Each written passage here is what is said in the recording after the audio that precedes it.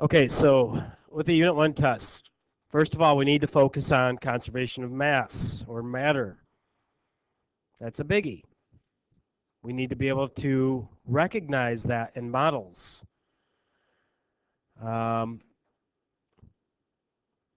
Understand what that means in terms of particles. So with the conservation of mass or matter, we know that mass, which is really just number of particles, how much matter is in an object, can neither be created nor destroyed during a change. We can change the size or the shape or the phase, like we can melt things, we can boil things, we can freeze things, but it doesn't make matter just disappear. It doesn't make matter just appear from nowhere. Okay? So that's the first big idea we got to make sure we understand.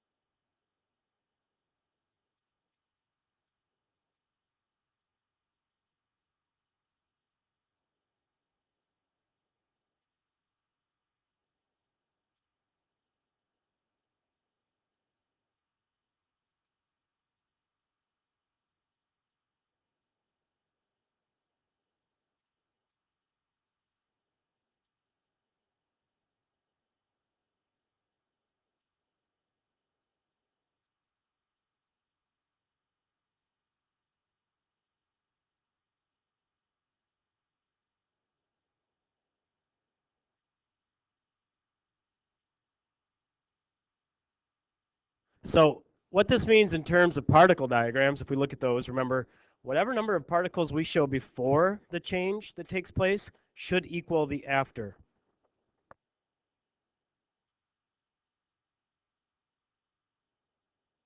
What this diagram down here shows is the before we have 5 particles, and in the after it looks a lot different, but there's still 5 particles. So in the first one it's 5 particles spread out, and this next one it's still 5 particles. They're just close together now. Any idea what that is showing, like one thing as opposed to the other, what it would be? It is a particle diagram, but any ideas where particles are spread out? What do you think that would be? Could be a liquid. What if they're really spread out, though? Gas? Solid when they're close together? Good. Can I scroll down a little bit now? So, so I actually put that on there because I wanted to make a note just so you understand. So in gases, the particles are going to be more spread out all over the place. Solids are going to be close together. In liquids, a little bit in between. They're not going to be all spread out up in the air. Do liquids normally float around the room? No. But the particles are a little bit farther apart, and I do have a diagram of it here a little bit. Can I scroll down more?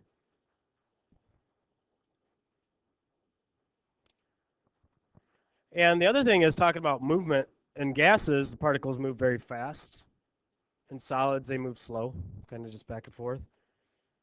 And liquids, kind of medium speed. And the spacing is kind of medium.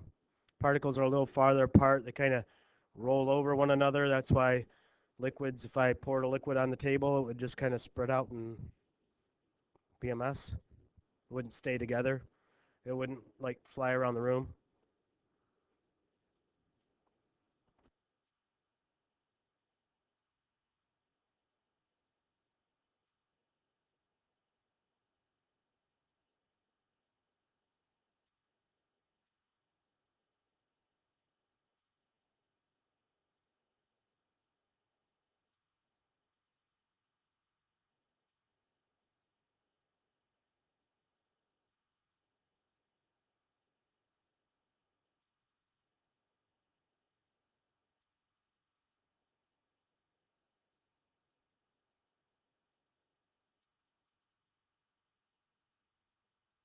So there's liquid I showed, a little more spaced out and kind of spreading out towards the sides. But move medium, that's what it says. So they're showing the different phase changes. That's just physical change. The number of particles are not changing. There's 5 particles in each one. Maybe I chose to use 8 particles. Well, then I should show 8 particles in each diagram if it's the same substance I'm talking about. All right, now chemical changes, slightly different thing here. Now this is a chemical equation, which we haven't talked a whole lot about those. Chemical changes, H2 plus O2 making H2O. It's really what it's saying is H2, which is hydrogen gas, being combined with O2, which is oxygen gas, making H2O liquid. And I could have put little G's on there for gas and a little L for liquid so you would know what phase specifically. But so this is what I did, and this whole presentation up here is up there because this is what I did with third hour. So I'm going to try to do something here. So when I first showed it to third hour, I had something like this. Not quite like that, but similar to that. And so what I said was, is this a good way to show the reaction? And would it be a good way to show the reaction happening? So I have my legend over here. I have red is oxygen and blue is hydrogen. Okay, so there's my legend telling what these particles are.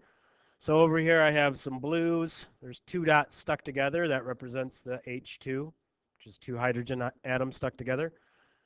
And the 2 red dots are oxygen stuck together. Excuse me. So in a chemical change, again, particles aren't going to just come from nowhere. They're not going to disappear to somewhere else magically.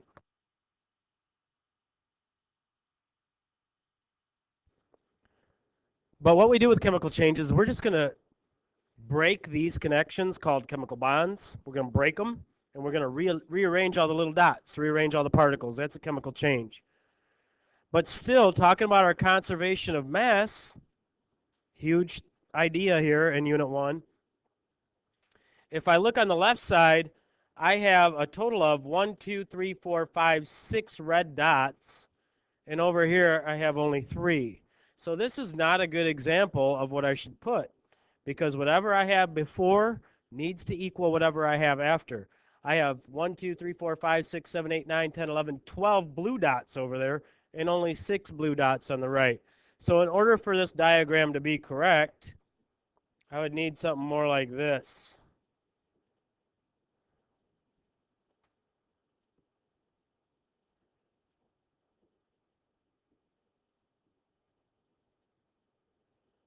And now we're good.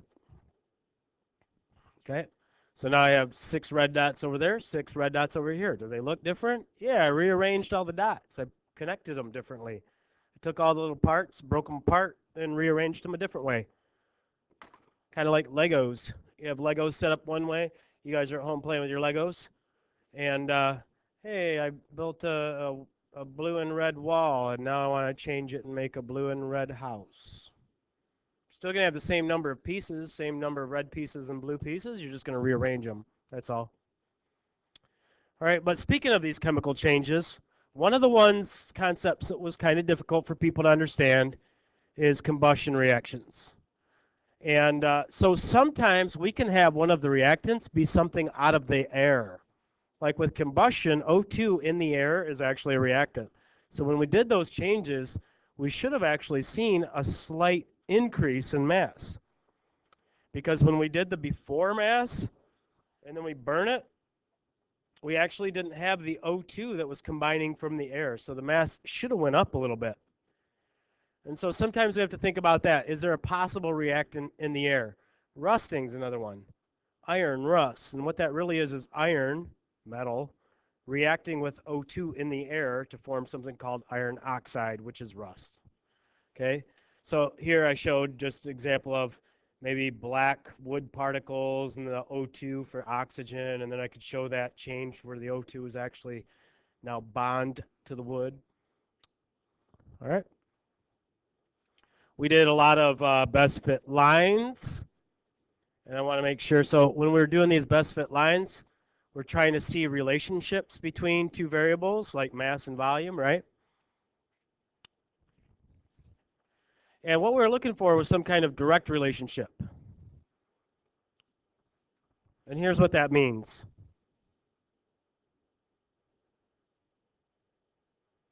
So a direct relationship means that if one variable goes up, so does the other. So if one variable is increasing, it's going 2, 4, 6, 8, 10. The other variable is increasing as well. Maybe not by the same amount, maybe just 5, 10, 15, or whatever. But if one variable goes up, so does the other. Or one variable goes down, so does the other one. Okay, both variables go in the same direction. They both increase or they both decrease. That's a direct relationship. So on a graph, it would look something like an uphill slope like this.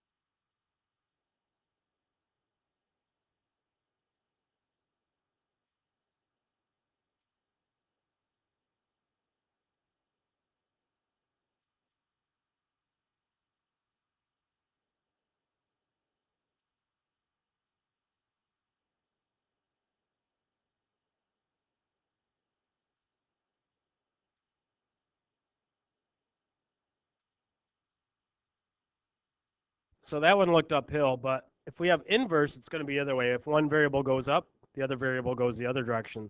So if one variable is increasing, the other one is decreasing. Or the other way around, if one variable is decreasing, the other is increasing. They're going in opposite directions. So if we looked at that, we're going to see a downhill slope as we go left to right, going downhill, inverse.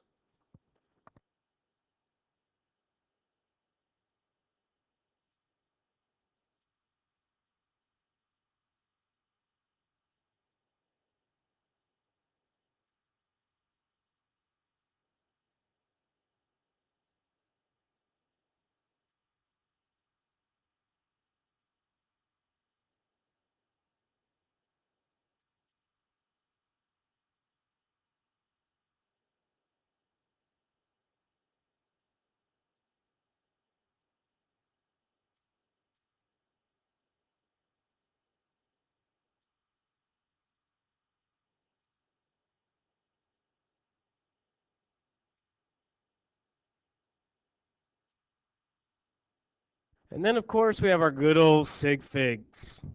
We need to look at a number and be able to say how many significant figures there are in the number. So, for example, well, the way we do this is the first thing we're going to do is look at the number and identify any non-zero digits. That means any numbers 1 through 9. The only thing about significant figures that involves any kind of thinking is the zeros. So we know that if we see a digit that's 1, 2, 3, 4, 5, 6, 7, 8, or 9, it's significant. It counts. It's just the zeros. So first of all non-zero numbers count. All non-zero digits count. They are significant. And then we look at the zeros. All right, if we have zeros out front, like we do here, okay, that means there are no non-zero digits to the left of them. There's only non-zero digits to the right. So they're out front. They're leading. Okay, leading zeros never count. Even when there's a decimal in it, they never count. All right. Sometimes we get zeros that have a non-zero digit somewhere in the number to the left of them and somewhere in the number to the right of them. That makes them middle zeros. Middle zeros always count. So we always count those. So that number there, 6,002, the 6 would count, the 2 would count, and the zeros would count. So it would have 1, 2, 3, 4 significant figures. And the last one would be zeros that we have where there's no non-digit numbers to the right of them, only non-zero digits to the left of them. That makes them at the end of the number, or trailing. Now, trailing are the most difficult to understand, but really not that difficult. Trailing zeros will only count if there's a decimal in the number. So in this first number, 7,800, they do not count because there's no decimal in the number. The next one, 78.00, they do. All right, so that's Just identifying the number of significant digits in a number.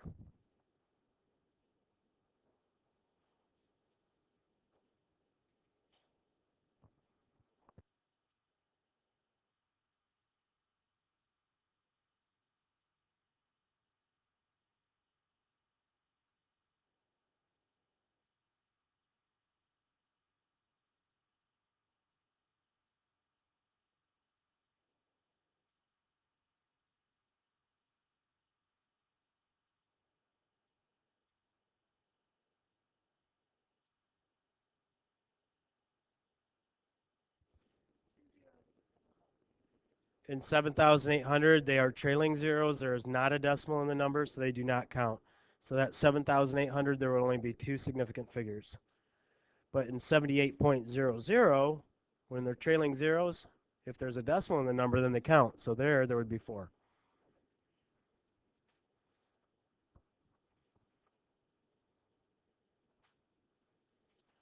We also need to be able to do significant figure calculations. And like I told you back when we did this, we really want to focus mainly on multiplying and dividing. That's what we're going to use.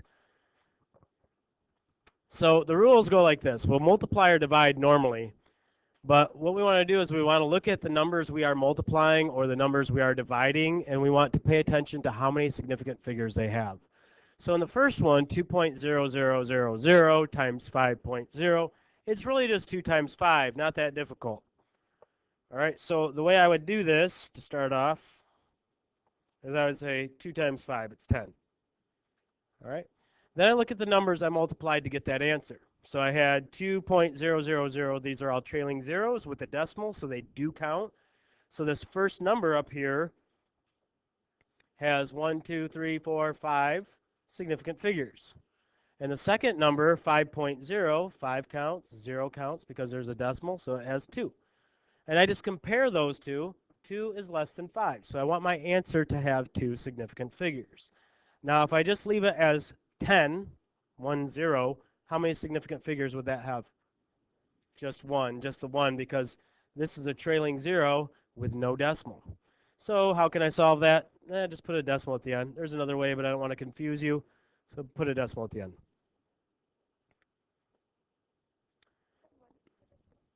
So that I have 2 sig figs, because I'm supposed to have 2. The number of significant figures in my answer should equal whichever one has less, okay, which would be this.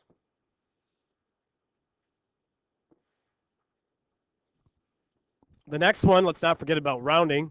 So if I took a number just like 2.25 times 1.0, pretty simple, 2.25 times 1 is just 2.25. Now, looking at my rules, so 2.25, those are all non-zero digits, so they all count. There's 3 significant figures. And the next one, 1.0, so 1 counts. Trailing 0 with a decimal does count, so I have 2. All right, so comparing those two, this has less sig figs, so let's make our answer have that many sig figs, 2. So the way I do this is I notice I've got 3 different digits here. Go to the second number and round off. Go to the second significant figure and round off. And the rule is if the next digit after where we're rounding is 5 or higher, then we're going to round it up.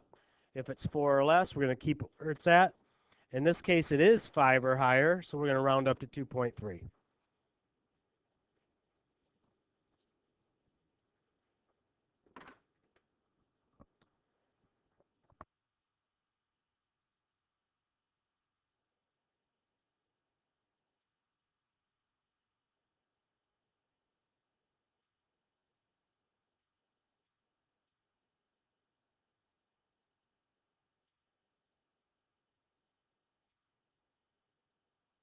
That's cool. We'll do a divide problem. Let's do, okay, we'll do something similar. Let's do 6.23 divided by 1.0. Okay, so easy enough, right? 6.23 divided by 1.0 is going to be what? 6.23. But according to the rules, we got to look at the numbers we were dividing, pay attention to how many sig figs each number has. So this top one has 3 and this bottom one only has 2. So our answer should only have 2. Go to the second digit. The digit after that is not 5 or higher, so I would keep it at 6.2.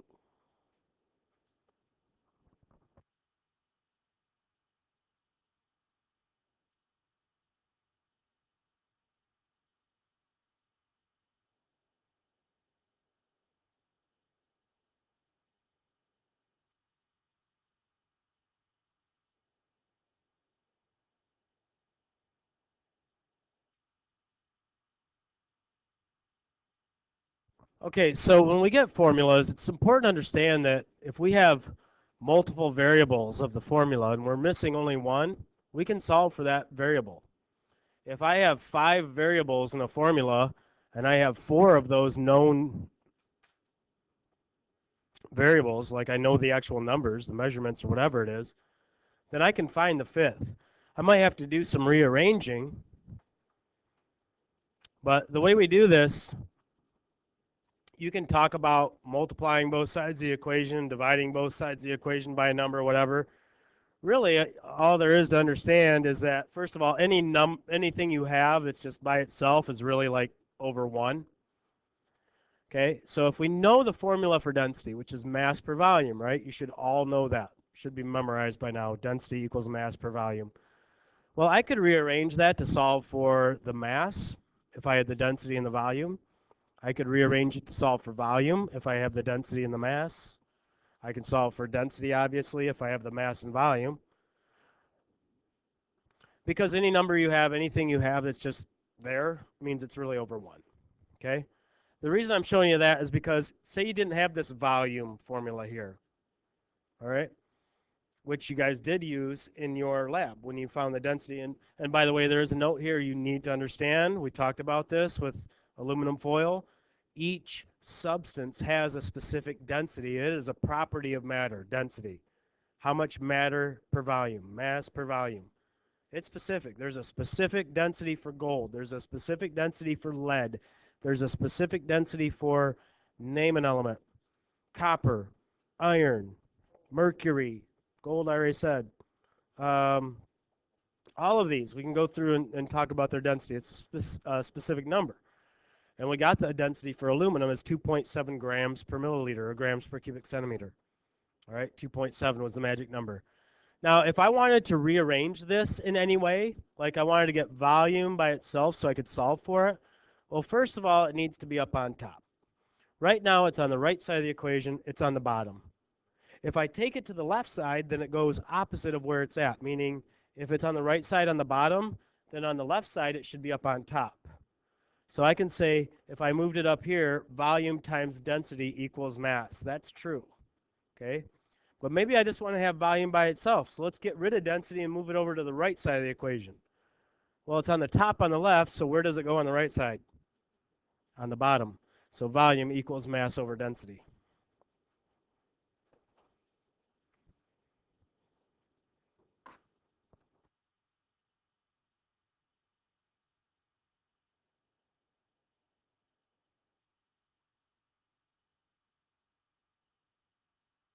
How do we find volume? A couple different ways. Think about how we found volume. If we had an irregular object, we would use displacement. What does that mean? Change in volume in the oh, it's right there. Thanks. Good. I was like, hey, good job. You remembered it, but it's right there. Yeah, change in volume in the graduated cylinder. So if I look at the volume in the graduated cylinder, it's 10 milliliters. Say I filled it exactly to 10 milliliters, and I put in some object, and it goes up to 15 milliliters. What's the volume of the object? What's the difference? 5 milliliters. Another way, I should have put this on there for third hour. I told them to watch this video. Hopefully they did. When we have a regular object, obviously, we can do the length times width times height, right? Equals volume with a regular object. Length times width times height. Just take 3 different sides, multiply them all together. And what would that give us, by the way? Do you know what units it would be? Would that be in milliliters or?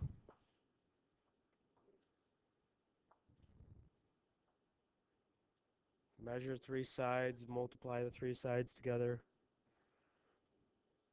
Centimeters cubed, right? Whereas with the displacement, if we're just looking at a graduated cylinder, now we're looking at milliliters. All right, we did a lot of stuff with slope. That was a lot of people's favorite thing to do, was find slope of best fit lines. Everybody wanted to do more of that. If I give you a best fit line, you should be able to pick out a couple points on it and find the slope. As you go along that line, so you've got some kind of line, work your way left to right. So in this case, we're going to be working actually uphill. So this will be like that direct relationship I was talking about. Pick a point that's easy to find here. That would be your x1 and y1. Pick a point here. That would be your x2 and y2. And then you just use this. That's right. Yep.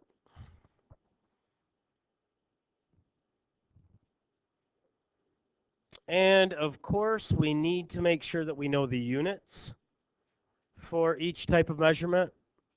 So we're doing a lot of building up really to this idea, this concept of density, which is mass per volume. So in order to do density, we got to first understand what are the units for mass. So when we try to find the mass of something, how do we find the mass of something? The mass, is that the one where did we take a ruler? Did that give us mass? Did we take, was mass with the graduated cylinder? What do we do for mass? Put it on the balance, okay? All right, and that tells us how many grams the object is. So there's our unit for mass. Volume, that's the one we were just talking about, measure 3 different sides. That would give us centimeters cubed, or cubic centimeters, cc's. Or in a graduated cylinder, it's going to be milliliters. And then if we just know for density that density is mass divided by volume, well, there are 2 possible options depending on what volume unit we're using. So it's either grams divided by cubic centimeters, or grams per cubic centimeter, or grams per milliliter. Should remember, by the way, that 1 milliliter is equal to 1 cubic centimeter. So cubic centimeter and milliliter are interchangeable units. Okay. And that, ladies and gentlemen, like I said, you got to study this and you got to apply it. You got to think about it. It's not just going to be simple plug-in answers. You got to think about what's actually going on. Okay, think about the number of particles. Think about the spacing of particles. Think about how the particles are arranged. Are some particles in the air? Are some particles in a solid or liquid? Where are those particles? And always remembering probably the most important overlying understanding of this unit, conservation of mass. Okay?